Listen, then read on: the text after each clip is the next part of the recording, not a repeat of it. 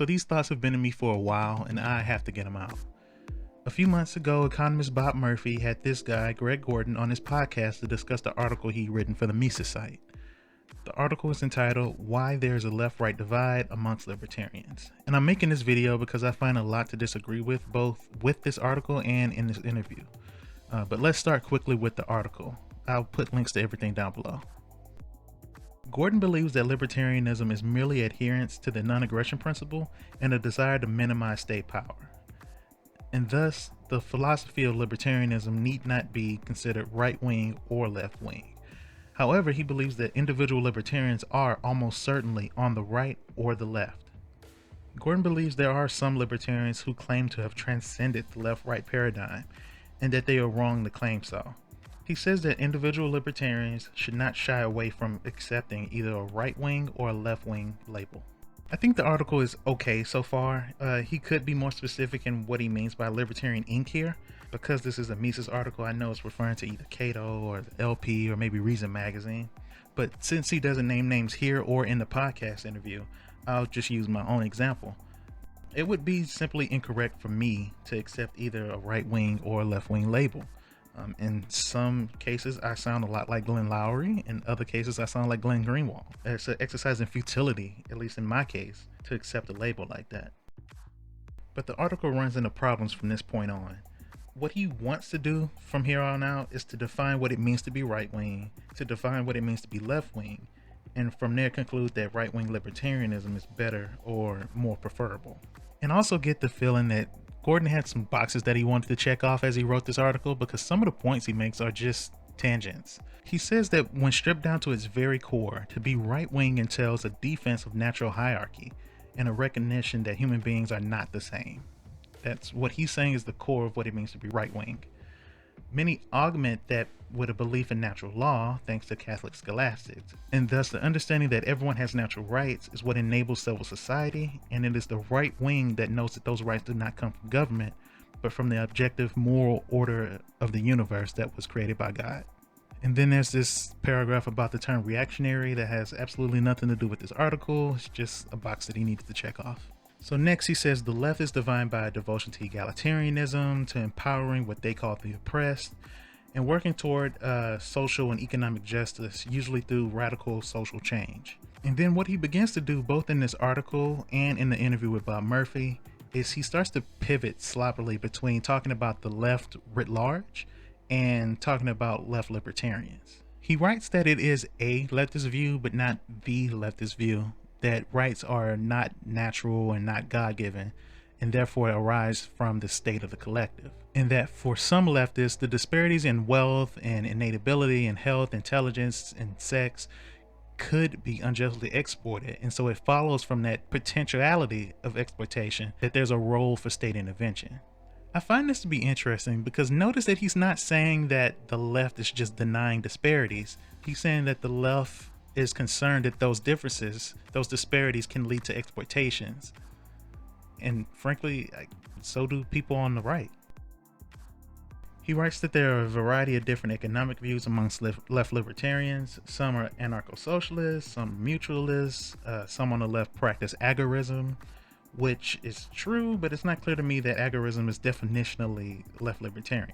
All left libertarians are against economic and military imperialism, which, okay, makes sense. Then he says many of them recognize the labor theory of value, along with the rejection of private ownership of natural resources and the means of production as fundamental economic principles.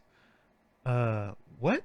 Is this article about left libertarians or just straight up Marxists? Earlier when he spoke about Libertarian Inc., the people who have not actually transcended the paradigm are actually just left-wing or right-wing. Does he believe that they support the labor theory of value? This is the problem when you don't name names and don't respond to an actual argument made by actual people. Okay, then he just moves on from that until the end of the article. He starts talking about thin versus thick libertarianism. He quotes Lou Rockwell. He stipulates that the left libertarians have a fatal, constant internal struggle. Because what entity other than authoritarian government would step in to, quote, enforce the far left's desired ban on privately held land and factories? Who would step in to prevent workers from being exploited? What entity would outlaw discrimination, curtail racism, and punish rogue bankers? End quote. The final sentence of this article is that when libertarians approach political and societal questions, they clearly do so from the left or from the right. This article does not tell us why there's a left-right divide amongst libertarians. It maybe tells us why there's a left-right divide at large. So I don't know. I just think the article fails. But Bob Murphy liked the article and invited Greg Gordon on his podcast. So let's take a listen. And I think that what we have to do is look at libertarianism broadly as an overarching but relatively thin philosophy. Libertarianism itself is a relatively limited philosophy. When we look at individuals, they have certain ideas about morality, about ethics, natural rights, the relationship between the state and civil society. And really, again, if we kind of sublimate or we come back out to the shell or the outer boundary of libertarianism, it really, in my view, is more concerned with what is the nature of the state, that there should either be no state or a very, very minimal government, right? And then the non-aggression principle. And if we kind of set those, or if we agree that those are the defining kind of base level requirements for defining libertarianism, then you can have a broad variety of different views and ethical worldviews, even metaphysical worldviews within libertarianism. And so he's kind of restating the fact that he believes that libertarianism is a political philosophy, that it is primarily concerned with what the state is doing and what its role is. And that he believes that there are many issues besides just the relationship of the state to society. And on those other issues that this libertarianism just really doesn't inform us of anything. And I think that is a bit overstated, because libertarianism can inform you on those other issues. For instance, if you were like the chancellor at some university and you enforced free speech, speech restrictions, one could be concerned with that qua their libertarianism. And yeah, even though the state isn't necessarily involved, it can be incompatible, and libertarianism and non-aggression can inform what the right choice is there. But and I think that we're seeing a lot of this tension in libertarianism, in the capital L, the actual party, the LP. I think we're seeing this because people are kind of scratching their heads and saying, well, okay, there is this tension. I think we're all seeing it. I've heard lots of people have these discussions, but why? Because we're all libertarians, right? Mm-hmm. Even lowercase L, libertarians. And I'm constantly kind of bemused by this, because it's like, well, isn't this obvious? The reason that there is this tension, the reason that half of, libertarians are always rolling their eyes at the other half, is because many of them are on the right, and they're saying, and they're seeing what either Joe Jorgensen is tweeting about, or what Gary Johnson's saying in a presidential debate, or you've got to force this person to bake this cake, and preposterous examples. Mm-hmm. Half of libertarianism is saying, what are you talking about? And the other half is saying, well, of course, this makes good sense. Mm-hmm, mm-hmm. And I think it's kind of funny how libertarians, or some libertarians, say, I don't know where this tension's coming from. I look at that and I say, that's kind of the natural world. That's the left and the right. Okay, so this explains why that article is the way it is. He generally thinks that there are people out here perplexed as to why there's libertarian infighting. And his answer as to why there's a left-right divide amongst libertarians is just to say, well, some libertarians are left-wing and other libertarians are right-wing. And I just find that to be so banal. Okay, so let me give you my quick explanation as to why I think there's libertarian infighting. Some people come to libertarianism from the left, some people come to it from the right. And when those people who both value libertarian ideology reach back out to the non-libertarians, they can sometimes sound like libertarianism is actually unwelcoming to the other political side. And so you have some right libertarians who don't like it when Joe Jorgensen tweets in support of Black Lives Matter. You have some left libertarians who don't like it when libertarians sound like cultural conservative catastrophizers. And I think that both sides would be basically correct in their anger. I think libertarians need to be a little bit more tolerant, that we have a bit tint, and sometimes we need to be cognizant of who we're reaching out to and who we're turning off.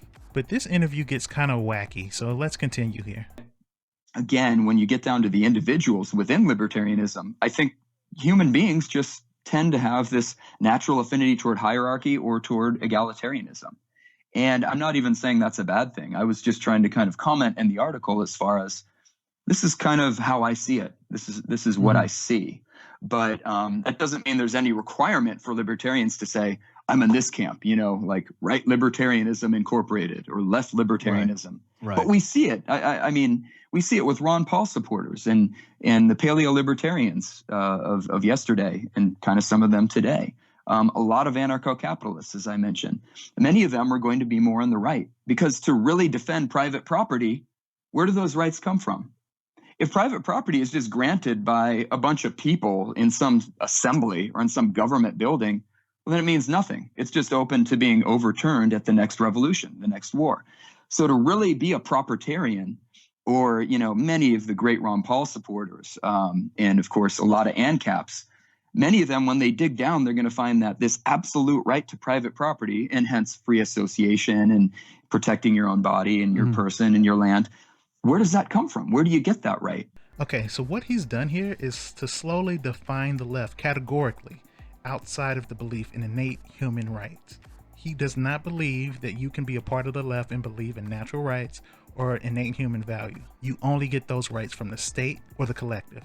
The other thing I might add, Bob, is that I didn't go here with the article or whatever because I didn't want to be advocating necessarily. But I think with a lot of the frustrations that I've been seeing with the current Libertarian Party, that might stem from, in part, and not everyone's going to like this, but I think the Libertarian Party is missing an opportunity to grow itself because they're kind of playing 50 over here, 50 over there, or six on one hand, half a dozen on the other with this, trying to pretend they're the centrist or third leg of the stool. I think libertarians need to be realistic about who their natural allies are in capital L libertarians. They need to look at who has had the most success in growing this movement, who's brought in the most converts, and where did those converts come from? I would argue, and I think many would argue, that it's been Ron Paul. I mean, today, 12 years beyond the 2008 movement really got cranked up with that presidential election, many people are still saying, I came into this movement because Ron Paul and his message and whatnot. Many of those people did.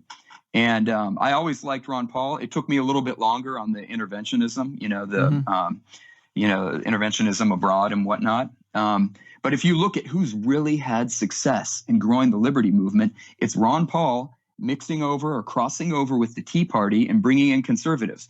That's what I'd argue for, at least from a practical perspective. And I think sometimes there's too much of this sitting on either sides of the fence and, almost wanting to be these good little social justice warriors or whatever. We're the Committee on Public Safety, sitting over here, looking at the riots, the racial unrest and everything that's been going on.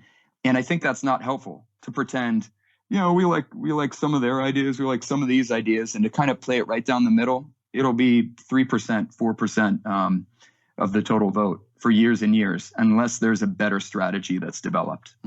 That's what I'd kind of argue for, making more overtures and reaching out more to certain groups that are open to the message. I spoke earlier about how intolerance for your fellow libertarians leads to infighting, and this is a perfect example of just that. He actually thinks that Ron Paul only brought in conservatives and Tea Party people. He actually thinks that you can't be a natural rights left libertarian. This is an inability, unwillingness to be at all charitable to the people you disagree with. And going forward, you can see that what's on his heart is a belief in God. And he thinks that categorically being of the left means a lack of faith in God. Yeah, and at the end of the day, I think that's really where equality comes from, at least in my opinion. It's, again, natural rights coming through from a creator, from God. If that's not the source of equality, or if that's not how things actually work in the universe, why equality then? This is what I always ask the left, so I have to live under some, communist dictatorship? I have to live under your state, Rousseau, or whatever you're trying to get me to go into? Why? Just because it's a consensus? No, I don't sign the contract. I'm not in on your consensus. Tell me why I have to believe this. Why is everyone equal? Well, everyone's equal in the eyes of God because Christians and many believing people would believe that mankind was created in God's image and likeness. Without that, where's the equality? There's the drive to force equality, And that's where some of the worst schemes that mankind has ever devised have come about. But as a Christian, I do believe, all people are created in the image and likeness of God. And that's a source of equality right there. Beyond that, I want equality under the law, because I don't want the law to favor one group over another.